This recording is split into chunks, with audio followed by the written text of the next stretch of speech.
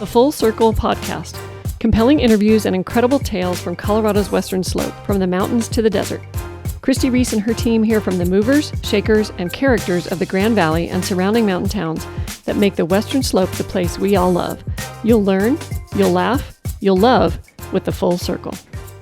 Hello, everyone, and welcome to the Full Circle Podcast. I'm Christi Reese, and I'm super excited to announce our guest for the day is Garrett Portra with Carlson Vineyards. Welcome, Garrett. Thanks for having me. Yeah, absolutely.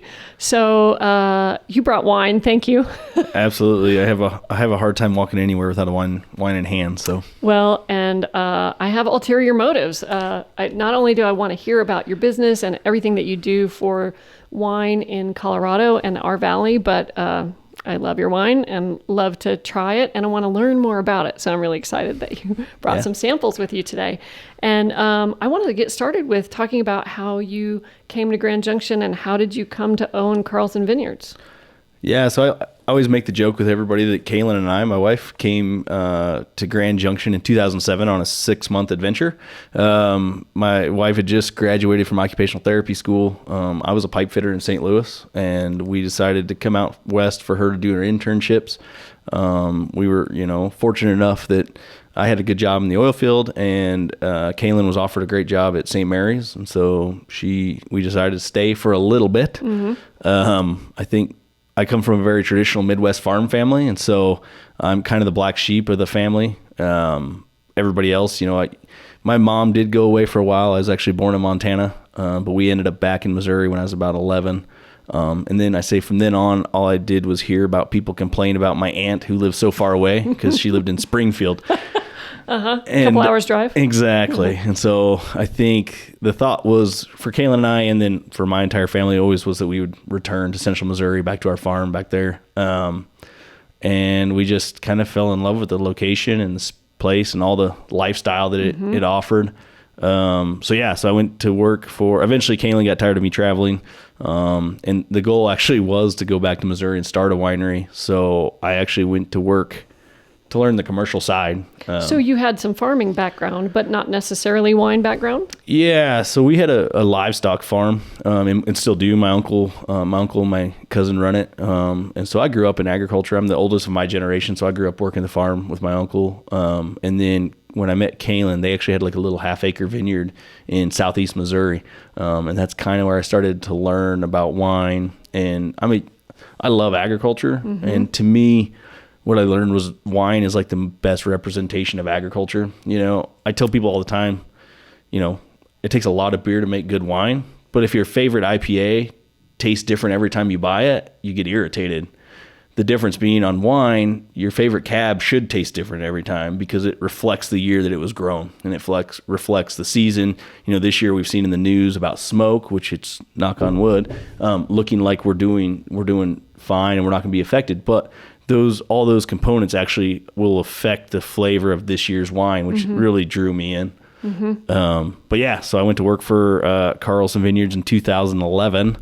And with the hope of learning the business more? Yeah. It was, I told Parker Carlson in my interview that I was like, look, I'll promise to work here 5-6 years, but you just need to understand I'm not here to run the business or manage the business. I'm here to move on and start my own thing. It was completely because we had made home wine at scale, a few hundred gallons, which for a home winemaker's a big batch. That's a lot, yeah. But working in making 1,000-gallon batch, the winery was a very different animal. So I was just there to kind of see the ins and outs and see, learn the cash flow. The wine business is extremely capital intensive and can be a big challenge from a business perspective. And so I knew that I wanted to have some kind of experience with that before I just jumped off into my own production. And so how did you end up owning Carlson Vineyards then? Well, like I said, I was really honest with Parker. And while I'd been in the oil field, I'd kind of only been chasing money in order to be able to start a winery. And I think Parker knew, once I'd worked for him for a while, he knew I was serious because we'd had a lot of conversations. He was really, really good to me I could call a tank company and say I I manage Carlson Vineyards. Can I get quotes on these tanks? Because, they didn't really want to talk to, at the time, a 30-year-old random guy that's just calling for heck of it. But if you can drop a name in there, you get a little bit more respect. And he was great about allowing me to call equipment companies and call tank companies and kind of start to learn and sort out the business. And I think in the meantime, he realized how serious I was about what I was doing. And they came back from a trip to northern Wisconsin in 2013, I guess, and basically had us over for dinner. And was that still your plan? Did you know it was coming? Oh, I had no idea. No? Like, they'd had us over before. Mm-hmm. Parker and I, according to Mary and my wife, we're almost too much alike. We get along really, really well. And I tell people I'm the son he never had or wanted. But yeah, so it seemed odd timing, but because he had just gotten back, but it wasn't completely a surprise, I guess. And, we had dinner, and towards the end of dinner, he basically was that, going through my plan. Is that still your plan? And I was like, yeah, that's, at some point we're going back. And then he's like, well, would you have any interest in purchasing this place? And I was like, wow. Yeah, exactly. Mm-hmm. But for anybody that's been to Missouri, Western Slope of Colorado is hard to beat. So, yeah, it sure is. So yeah, so we kind of started the process and started working towards, finding best way to make it happen. And what attracted you to Carlson Vineyards in the first place? Because there's a lot of wineries around Grand Junction. What was it about that particular business or those owners or what they produced that what made you want to work there and own that business? Yeah, so I think it's the Carlsons were a lot like Kaylin and I, and we could see that, and you could see that at the winery. They were always, and we still are, all about quality, but we're more about approachability as well. We want to make the best wines possible, but on the same note, we want them to be available to everybody, and we're not pretentious, and they just really fit our style. I think, one of my favorite things about the wine business is I tell people all the time that in Napa, the guy in the suit and tie pouring you the wine probably knows half about the wine as the guy in the Carhartts in the window in the backyard. And I like that. Yeah. And that was more the approach we wanted to go, is that very approachable. I like, we make a wine for everyone. I make sweet wines and fruit wines and dry reds and, How many wines do you produce right now? Currently we're at 19. Wow. Yeah, it's too many. My wife and I tried to do now that the harvest is kind of officially on the downward slide, we try to do a weekly meeting, and this was our first one back after harvest. And one of the things we said is we got to start to focus a little bit more. Down. Yeah, not getting crazy, but we definitely want to get a little more focused because we just think we can take, continue to take quality to the next level, and being able to focus our energies will help with that. I'm trying to figure out a segue to actually tasting the wine that's in front of me. So I'm like, okay. Sure. So you've talked a little bit about your approach to winemaking, and I love what you said about, that it comes from the earth and it varies every year. Talk a little bit more about your specific approach to winemaking and what you hope to accomplish here, and then we can talk about this wine in front of us. Yeah, that's a perfect segue. So I tell people, like, I've taken a lot of classes. I went through Washington State. I've taken some courses through UC Davis, but I'm primarily trained on the job. So I don't have a professional degree in it. So it's kind of a nonstop learning process. Wine is a kind of a walking contradiction, if you would. It's, if you talk to 99 winemakers, you'll probably get 99 answers on the different ways to make it. There's a lot done on, you catch us in one conversation and we'll preach science. And then you'll say, well, why didn't you pick that Merlot? The numbers seem right. And you're like, well, they didn't taste right. And you're like, well, we just threw the science out the door. So yeah, my approach is, I think, ever evolving. And I think the wine that I brought today, is a good example of that. I mean, I think we have core wines that we make that we kind of, make in the same style, and we try to make year after year, like our Lemberger, our T-Red, some of our semi-sweet wines, like our Sweet Baby Reds, our top seller, our fruit wines. We really try to be focused on how we're making those. But then on some of the other wines, and both the wines I brought today are good examples of that. I'm always trying to evolve as a winemaker and become better, because it's my belief in business. You're never sitting still. You're either moving forward or backwards. And if you stop pushing, it means you're going backwards. And so the Gewurz that you have in front, it's a dry Gewürztraminer. The rest of the world's very, very familiar with that. In the United States, it's kind of ruined Gewürztraminer and Riesling, so everybody thinks it's always sweet. Right. But this one is a bone dry Gewurz. The one in our glass is the one that is currently for sale, made in a real traditional, modern way. I mean, harvested straight to our destemmer. We go through a sorting process. We destem them straight to our press, and then press them off the skins immediately to just get them off the skin so you're not picking up that tannin and things like that. And then I also brought a tank sample of the Gewürztraminer that we made this year. So these grapes have only been in the tank for just right at around a month or so.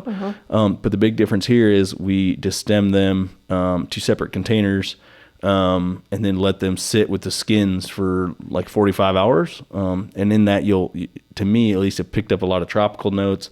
It actually has a little bit more body, a little more viscosity. It's heavier in the mouth. And it's something that, I think more traditional places you would find. It's not all the way to a craze right now is an orange wine, and it's not completely there because we didn't ferment it on the skins, but we did do what's called a cold soak, and let it sit on the skin. So yeah, I think my winemaking style is hard to put in a box because I feel like I'm learning so much. That's awesome though. I love it. So it feels very local. Yeah. So, and you have a new tasting room downtown. We'll talk about that a little bit more, but, tell us the proper way to really enjoy this wine. Should I? So yeah, I mean, smell, swish, swirl, any of that? Yeah, I think it depends on who you talk to. I mean, one of my pet peeves you'll find from people is that, to me, there's no proper way.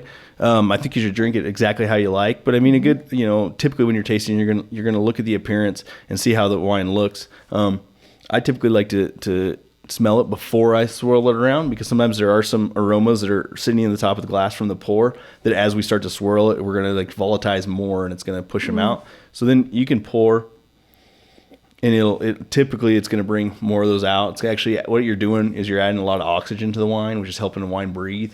And is that as important for a white as it is for a red? It really, I would say, to me, it's more important on the styles of wine. So our wines aren't going to need to be, decanted or aerated as much as some other wines that were made to age. Our wines are made more for what I consider immediate consumption. Mm-hmm. When I go to market with the wine, I expect people, because 90% of them are, I mean, the statistics show us that when people go home from the liquor store, they're not going home from the liquor store to hold on to it for 3 or 4 years. They're going home to drink it. And so that's how the majority of wines are made. Whereas the aeration, while it can help, it's not as important as if you have a wine that you'll hear people talk about, a wine that say is tight or closed up. And a lot of what that is that the winemaker has made that wine with the idea that it's going to age for a long time. Mm-hmm. And so if you open it a little early, you kind of need to get that oxygen there to help some of that stuff come out. But yeah. Will you hold that bottle up too, so our the people that are viewing the podcast on video will be able to see the label? Dry Gewürztraminer. Yeah, dry Gewürz. It is absolutely delicious. It's kind of and you're right, it's not sweet. No, not at all. And that's what, we do 3 Gewürztraminers. We do a semi-sweet, and we also do a dessert-style sweet as well. But this is a dry version that we absolutely love to make. So I don't know how many acres you have in your vineyard, but you don't grow all the grapes for the wine that you produce. Is that correct? That's correct. No, we only have a couple acres that we grow ourselves. We grow Lemberger and Petit Syrah. And then we buy from now it's like 4 different growers, but the 2 biggest are Peachfork Orchards and Vineyards, and then Talbot Farms. Mm-hmm. And then we also buy from, I don't know if you're familiar with Eureka Science Center. Yes. Jen Moore and Jesse Zacher have Willow Wind Farms, and we've just started. I've been buying. Jen usually hits me up right in the middle of the season and says, "Hey, I need it," and I'm a sucker, so I'm like, "Yeah." But so then this year we talked beforehand, and I bought almost all their grapes this year. So awesome. Yeah, so I love working with them as well. And have you seen? There's a lot of different crops that grow in our valley, but in Palisade, a lot of grapes. Any other regions in the Grand Valley that are particularly good for grape growing? As far in the Grand Valley, you have the two AVAs in Colorado. You have the West Elks, it's down by Paonia and Hotchkiss, and then you have the Grand Valley AVA, which is here in Western Slope, Grand Valley. And I typically tell people that I tend to like to stay from about 35 road and east. I like to be in the mouth of that canyon because the winds that come out of the canyon really help keep everything from freezing or keep cold temperatures stirred up, and you tend to have a better crop. I mean, I think we saw that this year with the unfortunate freeze we had with peaches. Down in the Vinelands, right in the mouth of the canyon, there were still a lot of orchards there that still had a pretty good crop. But like the farther you get away, it just gets cooler and you get less airflow, and that can be a real issue for us. So yeah, the introduction of some hybrids, which this is kind of a fun wine because it is vinifera, and then we have these cold hardy cultivators. They're French American hybrid grapes. That so this one has Chambourcin in it, the red. That they have more cold hardiness, and so that has probably expanded some vineyard potential in the valley to a little bit cooler areas. But yeah, for the most part, I like to stay right in the mouth of that canyon, as far in the mouth of the canyon as I can. Have you seen more people converting to grapes or converting away from grapes? What's the general atmosphere for growing in Palisade right now? Because there are a lot of different crops. Yeah, absolutely. I mean, I think peach is still king, for sure. I think, every year we see certain varietals. There's excess grapes in the valley when we have good years. And then we have certain varietals that are, on a shortage. And I think that's the biggest thing is that, people need to keep in mind, we're a super young, pioneering industry still. We're just I'm one of the first, second generation owners of a winery. So, I think that's what we're starting to see more as people are replanting or doing that. I think you're starting to see more people taking, the information that we've got from previous years. Pioneering regions, usually what they do is they plant whatever the owner likes. Like, I like cab, I'm going to plant cab. And then after you have 10, 15, 20, 30 years of experience, you can take that knowledge and say, okay, actually that vineyard site was horrible for cab, but it might be great for Riesling or another variety. So yeah, I think we're not seeing a whole lot of positive or minus fluctuation in acreage maybe, but more replanting with varietals that do better here in our valley and do better in those locations. What do you think are the varietals that do the best here? I think Riesling and Cab Franc, to give a white and a red, I think both of those are really, really great. We're doing a Malbec that seems to, I really like it, and I like some of the other Malbecs I've had in the valley. So I think that's another variety that is coming along fine. And then there's some newer varieties that are being tried every day as well, which is kind of exciting. But yeah, you like to experiment? Oh yeah, absolutely. Yeah. So you've been a huge advocate for not only Western Slope wines, but Colorado wines. Sure, yeah. I mean, I think, we have like Storm Cellars. We have Blackbridge Winery in Paonia in the Hotchkiss area. Buckle Family Wines. I just had one of his at Palisade Cafe the other day. It was And that's awesome. Out of Gunnison, right? Yeah, exactly. But their grapes don't come from Gunnison, do they? No, most of those, so Buckle Family, I think most of his grapes actually come from here in the Western Slope in the Grand Valley. A lot of Storm Cellars, they're not 100% estate, but they grow a lot of their own fruit. And they also buy some grapes from here on the Western Slope. And then I think Lee, I haven't been down to see Lee in a long time, but they're at Blackbridge. I kind of call him the Pinot King. I think he's of Colorado Pinot Noir. I think he's the man that knows what's going on. Yeah. And he grows most of his own fruit. I'm just not sure if he's 100% estate or not. But yeah. But so how do you advocate for West Slope wines, and how do we compete in the international wine market? Yeah, I mean, it's a great question because, it's something that we are continually trying to do and trying to push forward. We have the Colorado Wine Board. Cave does a great job of kind of advocating for us. I'm the Rocky Mountain delegate for Wine America, which is our national lobbying organization for the wine industry. And a big part of the reason that Naomi from Grand River was for a long time, and then as she retired, they had an open seat, and so I thought it was important to keep a Colorado winery as the representation for that region. Yeah. So I think we're slowly, it's hard to say, but I think we're slowly starting to push into the mindsets of other people. I think it's always hard because you have the gorilla in the room, California sitting over there. Yeah. And so it's always hard to push, and I think we're finally getting to a spot where there's a lot of great winemakers making Colorado wines versus trying to make California style wines in Colorado. And I think we're just going to see over the next 5, 10, 15 years that we're going to start having a leg to stand on as saying, no, this is a Colorado Cab Franc, not a Cab Franc from Napa or that. So. Well, and obviously they produce amazing wines in California, Yeah. and it's a beautiful place, and it's heartbreaking to see the fires raging through that area and some of the resorts, lodges, and vineyards that have been destroyed. I mean, it just makes me cry. But even though you can buy some of those wines, it's still hard to go out there and get that wine experience whenever you want it. And I think that's one of the beautiful things about our area is, wow, how many vineyards do we have here now that you can go do a wine tour? And what a great experience that is. Yeah, I mean, I tell people at this point, I've lost track, but I know there's over 20. I always just tell people when they ask, I'm like, well, if you hit them all in a weekend, you're not going to be a very happy camper on Monday. I'll say that. But yeah, there's so many, new places popping up. Colorado Vintners Collective just popped up over in Palisade, which is a fun new place. I honestly haven't even been there, but I've just been following them on social, and I mean everything they're doing looks really incredible and like a great addition. Sauvage Spectrum is doing some sparkling wines now, so yeah, I think it's we have an incredible. I mean, and it's we just moved to the Palisade area from Fruitvale, and I told my wife Kaylin, it's like, when we stand outside and just do a 360, the views that we have in the Western Slope are amazing. Yeah. And I think it's easy to, when we all live here, like it's pretty easy just to take it for granted and not realize it. But there's not a lot of places in the world that you can sit and have a glass of wine in a vineyard with these kind of views. So it's a pretty incredible spot for sure. Very true. So where do you sell most of your wine? Do you sell it online? Do you sell it from people stopping in?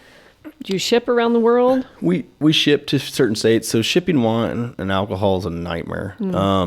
Every state controls the importation of alcohol separately.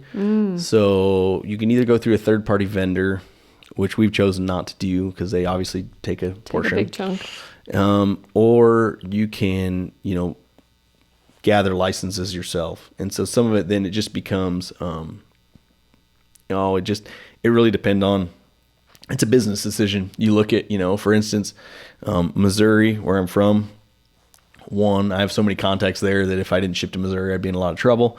But the other thing is, it's like $50 for 2 years for a license, and then we report tax to them, and we pay them excise tax.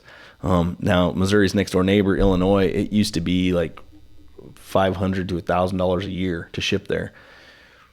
I'm not going to ship enough wine to Illinois in a year to probably even break even on that license, let alone make money. And so, we just we just pick and choose what states we're going to ship to. And typically we have a database at the winery that we keep track of when people request wine to be shipped. And if we see a certain state start popping up over and over and over again, we typically have their contact info as well. So then we might give it a few years and we'll go ahead and buy the license. We send those emails out saying, hey, we now ship here, and we see, then we can look over a course of a couple of years if it's beneficial to do or not. But we've, honestly, like one of the goals for us when we bought Carlson Vineyards was to become a winery of the valley. Like that was one of the reasons we opened up downtown, was that we really wanted to, there's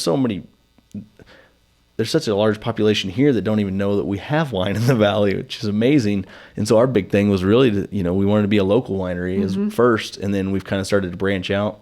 We do distribute throughout Colorado, and we sell, our distribution company does a great job for us.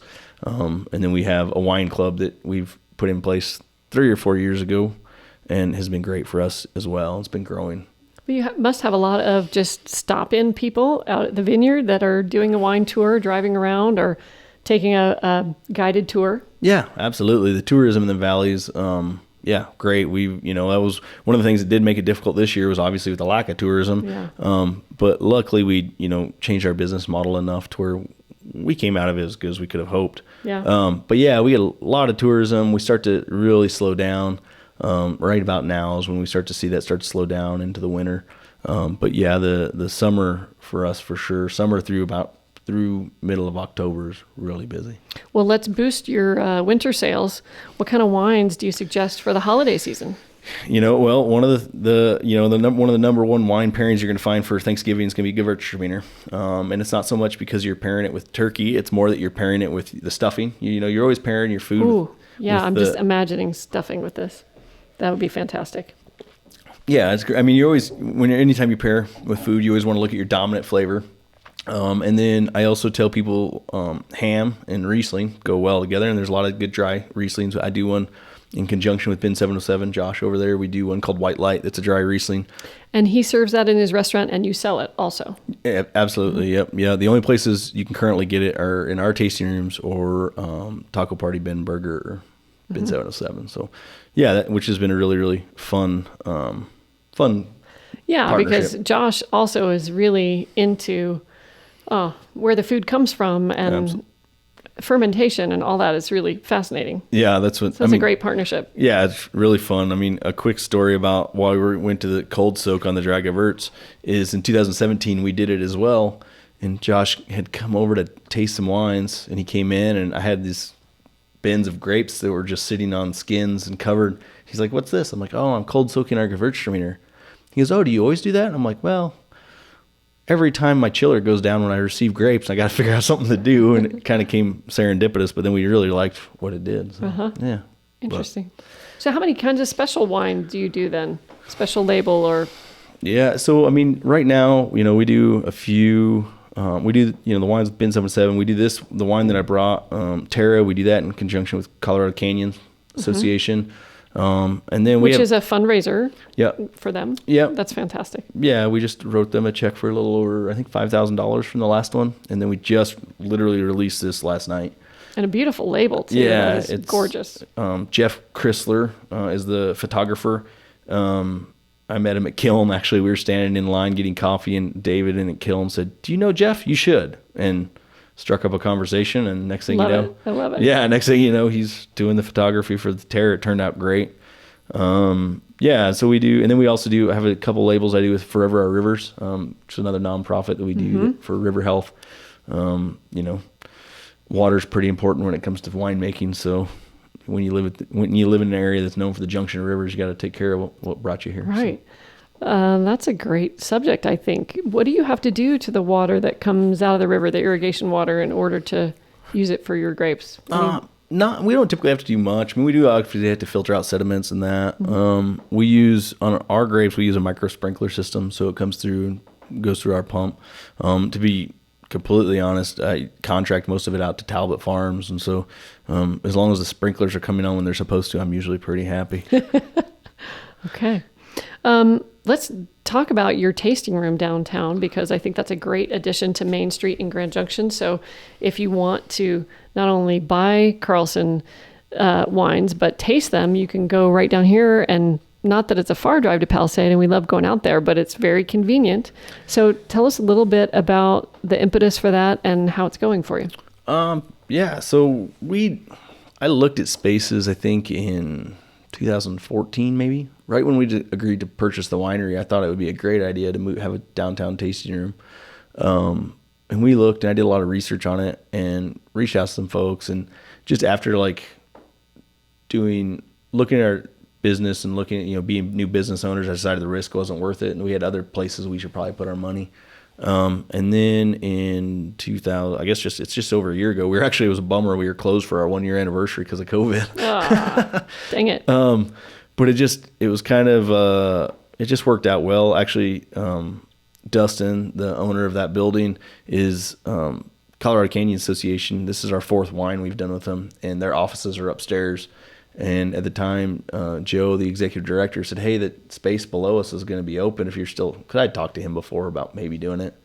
And I talked to Dustin, and honestly, he was great to work with, and was willing to do some short-term lease agreements so I could get a feel for if it was going to be a good fit. And so far, we're really, really excited about it. It's been there's been challenges. I mean, obviously, COVID was not great. Because a wine tasting room's not great if you can't taste. We're looking to make it a long-term addition. So, So for the people that haven't been there, tell us about what the procedure is, and do you provide food as well? I mean, can someone come in there and spend all afternoon? Do you have outdoor space? Tell us about the wine tasting experience and what you want to provide to people there. So there at the downtown location, we don't have outdoor. We don't have any outdoor space, but supposedly it's proved in the plan for that building to have some, and we just wanted to make sure it was going to be a long-term area for us. But yeah, so we have changed things. We do wine flights now. So great. With COVID and everything else, ideally you weren't supposed to use a common container to pour from. So by doing the flights, it allowed us to use the common container into 5 separate, clean containers, and then let people kind of do their own thing. So, but yeah, you can do a flight, you can do, bottle of wine, glass of wine.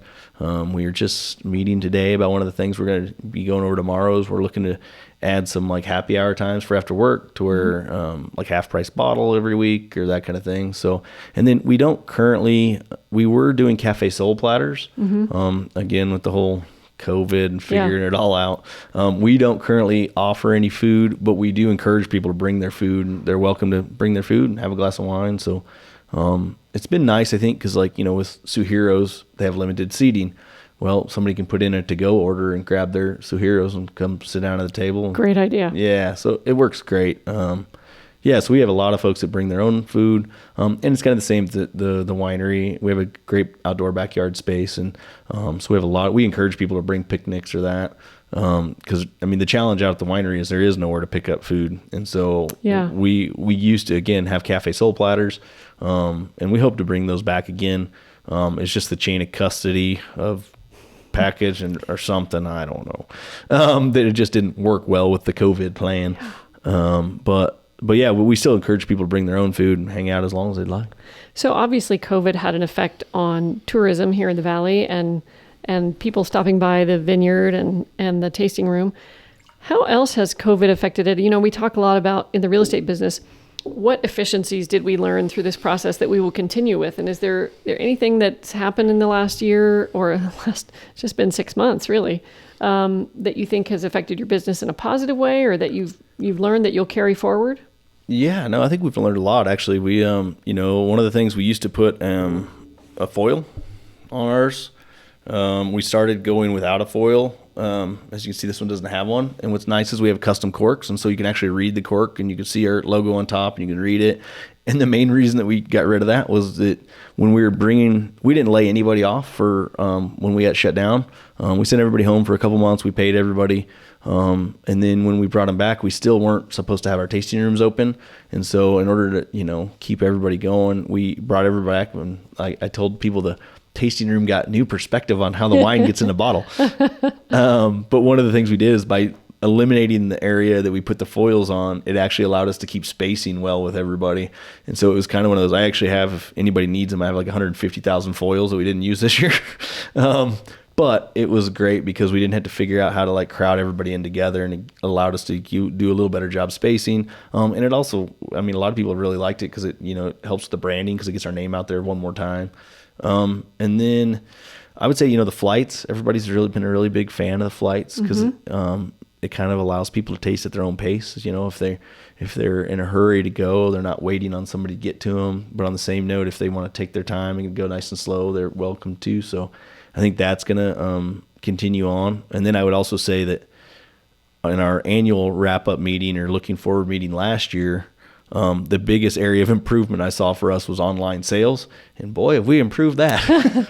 Fantastic. Yeah. So, the goal is, I've been keep that where it is or improve it and bring the rest back. In-person tourism back. Mm-hmm. So it's been, it gave us kind of a chance to, some of our tasting room folks got a chance to actually focus on how to, different optimization and social ideas and figure out how to push online sales. And it was kind of great because it really allowed a lot of people to cross-train. So I think we're really going to come out of it as a stronger, better business. So you just had your harvest. Yeah. And is there a long harvest period for the different kinds of grapes? Is it all throughout the season or does it all come at once? Again, this is what I love about the wine business. It's agriculture. So there is no rule. typically, like, obviously there's no Wine Fest this year, but yeah, bummer. Wine Fest weekend, I was telling people that I was like, there's been years during Wine Fest weekend where we might only have 2 or 3 tons of grapes in our cellar at the time. I think this year we had around 80. Wow. Yeah, we were crushing grapes in August, which was eye-opening. And as of Wednesday, I've brought my last fruit in from the field. So, and I've just in the time that I've worked in the industry, I've pressed Riesling in November. So it tells you how early we are to have all of our fruit in-house already. And why is that this year? It got hot and stayed hot. And never, normally I kind of feel like there's 2 weeks in the Grand Valley that, it's like there for a while. I would always say, man, I don't remember it getting this hot last year. And I like those first couple weeks of July to me they're in the hundreds. They're always super hot, and then they seem to kind of taper off and go back. Well, this year the hundreds just kept coming, and the ripening of the fruit kept coming, and so everything kind of came together pretty early and kind of came all at once. And so that's why I've been joking that this was the fast and furious harvest for us, because it was just like I was go get it now. I'd tell all my cellar team, if we had a time they could go home early or I'm like, you better get it now, because I can't tell you when the next one's going to be. Yeah. Wow. But yeah, so it's been an interesting year. The nice thing is so far we haven't seen any negative effects of the smoke, which we were worried about. But thus far, California has got to have some horrible effects, right? I would assume that. Give you an idea. I had to call a lab because I send my grapes off to a lab in California to get analysis and testing and that. And I was calling one of them and was talking to him about, they call it smoke taint. And there is chemical markers that you can test for to see if it's there or not. And right now, they're so overwhelmed that they're telling people 1 to 2 months before you'll have results. And they're telling people that aren't already set up as customers, they're listing their competitors as like, you should check with them because we just don't have room for you right now. Wow. So, they have a long road ahead of them, I think. Mm-hmm. And do you think that a lot of those California vineyards will have to dump grapes? What do you do with the tainted? Yeah, it's, this happened a few years ago for them as well. And it was actually a big deal in the wine industry because there's a lot of fights between growers and wineries and who was paying for what and if the insurance companies would cover it. And so the hope would be that in that they learned a lot. And so, if a grape is considered unusable, and now with a lot better analysis, they can actually have chemical analysis to show that those grapes are not quote unquote usable. So hopefully for the growers, hopefully there'll be some insurance there that can help them. For the wineries, it's kind of a tough deal because if you don't have grapes, you're suddenly out of a product. And the problem is that you're not out of a product immediately. You have to plan for being out of a product in 2 years, which is a right. tough business planning model. Yeah, no kidding. Yeah. Well, we certainly wish all the folks in California well, especially the wineries, and hope they get back on their feet soon. But it's a great opportunity for the people in Colorado or even all across the country to try some Colorado wines. Yeah, absolutely. It's I tell people all the time, if you come into it with an open mind as a wine drinker, it's not Colorado wines should be Colorado. They shouldn't taste like a California. It's back to what I love about it. It reflects where it's grown. Mm-hmm. And so I think that, and I think we're starting to see that. I know Mesa Parks just got a 90-point score on his cab, I believe. So Brandon and Laura are doing great over there. We've had multiple 90 points. I think Corey from Evolve Wines got a 90 as well. So we're starting to get more and more of those scores that reflect and show that as an industry, we're like moving forward and becoming an actual player. We'll never be California. We'll never be that size. We don't have the ground to do it. Mm-hmm. But I think we are starting to see a push for, I think that's the way it works. It's kind of a push for quality. In the beginning, pioneering, it's all about survival. You're just trying to stay afloat. Yeah. And I think we're starting to see as the next generation of wineries, like now we get to stand on the shoulders of the pioneers that created a Colorado industry and then start trying to push it to the next level. And you just hope that each generation gets better and better and better. And, I think it's future's bright for Colorado wine. Yeah, I love it. What do you think are some of the specific attributes of the soil or the conditions here that give Colorado wines uniqueness? It's hard to say. I mean, I think obviously all the different deposits we have, what's been really neat for me at least, and I needed to find more time to research it, but all the deposits, because it's all based off the rivers and how they've flown over the years, is that we have a lot of different little microclimates and different, so you can get, I mean, even grapes from just the bottom of the valley up versus up on top of East Orchard Mesa where I'm at, you can have the same variety. They can be completely different. And I think that that alone really lends to a lot of, there's just a lot of differences in all of our wines, which I think is pretty unique. I think it can add to some really complex different reds because you can do some blending. And then I think also just, we've been beat over the head with on peaches. Our, warm days, cool nights, it works in all fruit. The reason our peaches are so good is we have those warm days, cool nights, so on and so forth. Yeah. It has the same effect on all fruit, and so you're going to have great grapes produced as well. Awesome. Well, as we wrap up, let's move on to our next tasting here. So this is the dry Gewürztraminer that's just been harvested. Yeah, so you can see it's still cloudy. It's not. It hasn't. Then we do that. So it hasn't even settled out yet. I mean, it's just the nose on it's really tropical. I mean, it's very tropical. It's totally different than the bottled. Yeah, and it's kind of. I mean, if you smell, I would automatically almost assume it's going to be sweet, but it's the same way. It's bone dry. That's amazing. The aroma is so different than the taste. And you can get that at the end. You get a little bitterness, and then what that is that some of those tannins coming from it. Over time, hopefully those are going to soften a little bit, but yeah, I mean, it's completely different wine, but it's just a good example of, like I said, what I love. It reflects the year it was grown. It reflects the temperatures we've had, and yeah. That's delicious. Interesting. Garrett, what else would you like to share with us today and our listeners? Man, I don't know. I'm just thankful to be here. I mean, it's kind of a really neat idea you guys have going on with the podcast. I love seeing, I was excited to bring, some of the stuff, the CCA wine, some of the other things, because I know you guys do so much of the community outreach as well, which is really important to us. We've always believed in a successful business relies on a successful community, and you're very seldom going to have one without the other.